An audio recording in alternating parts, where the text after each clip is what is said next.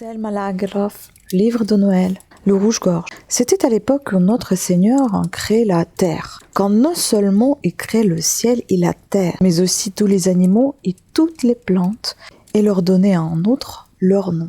On raconte beaucoup de récits de ce temps et si on les connaissait tous, on disposerait de l'explication de tout ce que du monde on n'arrive pas actuellement à comprendre. C'est en ce temps qu'un jour alors, que notre Seigneur se trouvait au paradis et peignait les oiseaux que la peinture vint à manquer dans les peaux de notre Seigneur, si bien que le chardonneret serait resté incolore si notre Seigneur n'avait sur ses plumes essuyé tous ses pinceaux.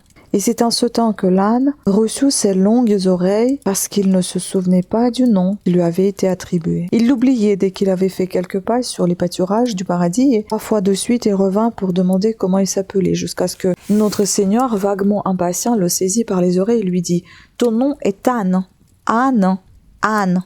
Et tout en lui disant cela, il lui tira sur les oreilles afin d'améliorer son ouïe et qui se souvint de ce qu'on lui dirait. C'est en ce jour aussi que l'abeille fut punie, car à peine créée, l'abeille se mit à fabriquer du miel. Et les animaux et les hommes, qui perçurent la délicieuse odeur du miel, s'en vinrent pour le goûter. Mais l'abeille voulait tout garder pour elle et chassait de son dard venimeux tous ceux qui s'approchaient du gâteau de miel. Notre Seigneur, voyant cela, convoqua immédiatement l'abeille auprès de lui et la punit. « Je t'ai donné le don de fabriquer du miel, qui est la chose la plus douce de la création, dit notre Seigneur. Et je ne t'ai pas pour autant donné le droit d'être dur à l'égard de ton prochain. Souviens-toi, désormais que chaque fois que tu piqueras quelqu'un qui désire goûter à ton miel, tu devras mourir. Oh oui. Et c'est alors que le grillon devint aveugle, que la fourmi perdit ses ailes, et qu'il advint tant de choses étranges en une journée. Notre Seigneur doux et magnanime passa toute la journée à crier et à y faire apparaître, et vers le soir, il eut l'idée de créer un petit oiseau gris. « Souviens-toi que ton nom est rouge-gorge, dit notre Seigneur à l'oiseau lorsqu'il eut terminé. Et après l'avoir déposé dans sa main ouverte, il le laissa s'envoler. Mais lorsque l'oiseau eut volé un moment et contemplé la belle terre sur laquelle il allait vivre, l'envie le prit de se contempler lui-même. Il découvrit alors qu'il était tout gris et que sa gorge était tout aussi grise que le reste. Rouge-gorge se tourna, il se retourna et se mira dans l'eau, mais il n'arriva pas à se découvrir une seule plume rouge. Alors l'oiseau retourna auprès de notre Seigneur. Notre Seigneur était là, bon et doux, et de ses mains s'envolaient des papillons qui lui tourbillonnaient autour de la tête, des tourterelles roucoulaient sur ses épaules et du sol à ses pieds pointait la rose, le lys et la pâquerette. La crainte faisait battre très fort le cœur du petit oiseau, mais en décrivant des cercles paisibles, il s'approcha néanmoins de notre Seigneur et finalement se posa sur sa main. Et notre Seigneur lui demanda ce qu'il voulait. « J'aimerais simplement te poser une question, dit le petit oiseau. »« Que veux-tu savoir ?» dit notre Seigneur. « Pourquoi dois-je m'appeler rouge-gorge alors que je suis tout gris, du bec jusqu'au bout de la queue? Pourquoi m'appelle-t-on rouge-gorge alors que je ne possède pas une seule plume rouge ?» Et l'oiseau tourna vers notre Seigneur ses grands yeux noirs et en pleurant, puis regarda autour de lui. Là, il vit des faisans entièrement rouges, sous une légère couche de poudre dorée, des perroquets aux amples cols rouges, des coqs à crête rouge, sans parler des papillons, des poissons rouges et des roses. Et tout naturellement, il considéra en infime quantité qu'il lui faudrait rien qu'une goutte de peinture sur sa gorge. Il serait un bel oiseau, et son nom lui conviendrait. « Pourquoi dois-je m'appeler rouge-gorge alors que je suis tout gris ?» demanda à nouveau l'oiseau, attendant que notre Seigneur réponde. « Oh mon ami, je vois que j'ai oublié de peindre les plumes de ta gorge en rouge. Mais attends un instant, et ce sera chose faite. » Mais notre Seigneur ne fit que sourire tranquillement, puis dit « Je t'ai nommé rouge-gorge, et rouge-gorge sera ton nom, mais c'est à toi et à toi seul qu'il incombe de mériter tes plumes rouges. » Puis notre Seigneur leva la main et laissa derechef l'oiseau s'envoler de par le monde. L'oiseau descendit au paradis en réfléchissant intensément que vous pouvez bien faire un petit oiseau comme lui pour se procurer des plumes rouges. La seule idée qui lui vint à l'esprit fut de construire son nid dans un buisson d'épines. Il le bâtit ainsi parmi les épines d'un épais forêt d'églantiers, comme s'il espérait qu'un pétale s'accrocherait à sa gorge et la tenterait de sa couleur. Un nombre infini d'années s'était écoulé depuis ce jour-là, qui fut le plus joyeux des temps. Depuis bêtes et hommes avaient quitté le paradis et s'étaient dispersés de par le monde. Et les hommes s'étaient si bien développés qu'ils avaient appris à cultiver la terre et à voyager sur les eaux. Ils avaient conçu pour eux-mêmes vêtements et ornements. Oui, ils avaient depuis longtemps appris à construire de grands temples et de villes puissantes telles que Thèbes, Rome Et Jérusalem vint alors un autre jour, dont on allait aussi se souvenir longtemps dans l'histoire du monde, et le matin de ce jour-là, l'oiseau rouge-gorge était perché sur une petite colline dénudée, en face des murs de Jérusalem, et chantait pour ses oisillons couchés dans un petit nid dans l'épaisseur d'un buisson d'épines. L'oiseau rouge-gorge racontait à ses petits le merveilleux jour de la création et de la distribution des noms, comme tous les oiseaux rouge-gorge l'avaient compté depuis le tout premier qui avait entendu les paroles de Dieu et qui s'en était allé de la main de Dieu. Et voyez, aujourd'hui, termina-t-il tristement, tant d'années se sont écoulées, tant de roses ont bourgeonné, tant d'oisillons sont sortis de leurs œufs depuis le jour de la création que leur nombre est incalculable. Mais rouge-gorge reste un petit oiseau gris qui n'a pas encore réussi à gagner ses plumes rouges. Les oisillons ouvrirent grand leur bec et demandèrent si leurs ancêtres n'avaient pas essayé d'accomplir de grandes œuvres afin d'acquérir l'inestimable couleur rouge. Tous, nous avons agi de notre mieux, dit le petit oiseau, mais tous, nous avons échoué. Le premier rouge-gorge déjà rencontra un autre oiseau qui lui ressemblait parfaitement, et il se mit tout de suite à l'aimer d'un amour si fort qu'il sentit sa poitrine s'embraser. Oh, pensa-t-il alors, maintenant je comprends l'intention de notre Seigneur, et que j'aime avec tant de chaleur que l'ardeur de l'amour qui habite mon cœur colore de rouge les plumes de ma gorge. Il échoua.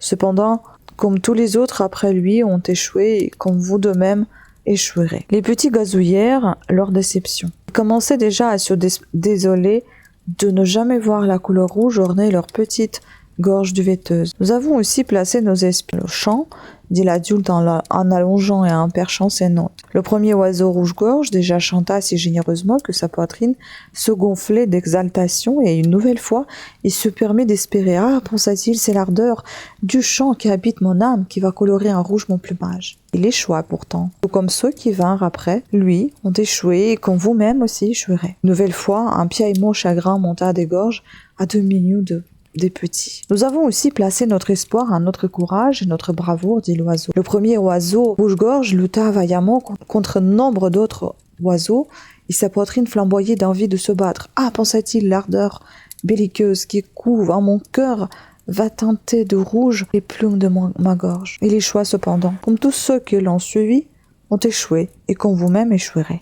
Les petits oisillons piaillards vaillamment, qui désiraient quand même essayer de gagner l'honneur ambitionné. Mais l'oiseau répondit tristement que c'était impossible. Que pouvait-il espérer quand tant d'excellents ancêtres n'avaient pas réussi à atteindre le but? Que pouvait-il faire d'autre qu'aimer, chanter et combattre? Que pouvait... L'oiseau s'interrompit au milieu de sa phrase, car par une des portes de Jérusalem sortait une boule de gens, et cet important cortège monta vers la colline où l'oiseau avait son nid. Il y avait là des cavaliers montés sur leurs fières montures, des soldats armés de longues lances, des assistants bourreaux portant clous et marteaux. Il y avait des prêtres et des juges marchant dignement, des femmes en pleurs et surtout un tas de gens courant dans tous les sens, la clique affreuse des batteurs de pavés. Le petit oiseau gris restait perché, tout tremblant au bord de son nid. Il craignait à chaque instant que le petit rosier sauvage ne fût piétiné et que ses petits ne fussent tués. « Faites attention à vous » cria-t-il au petit sans défense, « blottissez-vous et taisez-vous.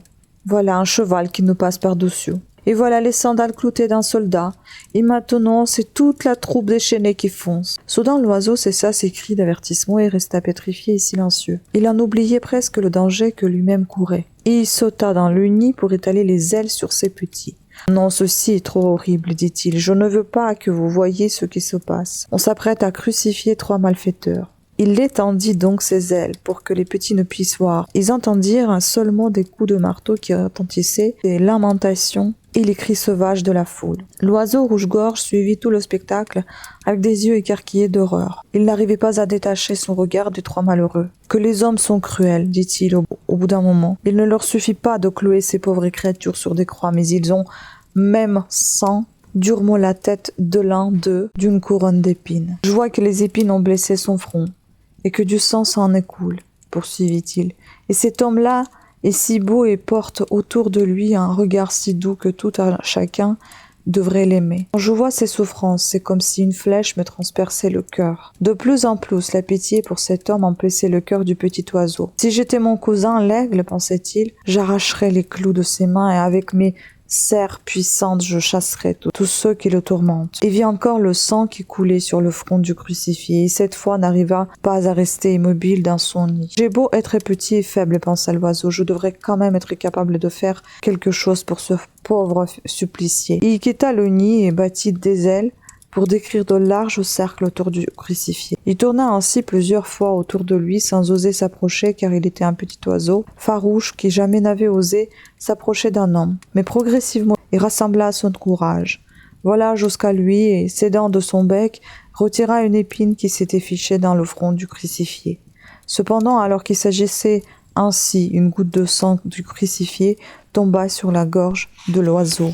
Rapidement, elle s'élargit, s'étala et colora toutes les petites plumes tendres de sa poitrine. Et le crucifié, entr'ouvrant ses lèvres, murmura à l'oiseau. « Grâce à ta miséricorde, tu viens de gagner ce que ton espèce a cherché à obtenir depuis la création du monde. » À peine l'oiseau fut-il retourné dans son nid que ses petits lui crièrent « Ta gorge est rouge, les plumes de ta gorge sont plus rouges que des roses. » « Ce n'est qu'une goutte de sang du front de ce pauvre homme, » dit l'oiseau. « Elle disparaîtra dès que je me baignerai dans un ruisseau ou une source claire. » Et le petit oiseau eut beau se baigner, la couleur rouge ne disparut pas de son plumage. Et quand ses oisillons furent adultes, la couleur rouge s'embrillant aussi sur les plumes de leur gorge, tout comme elle brille sur le cou et la gorge de tout rouge-gorge aujourd'hui encore.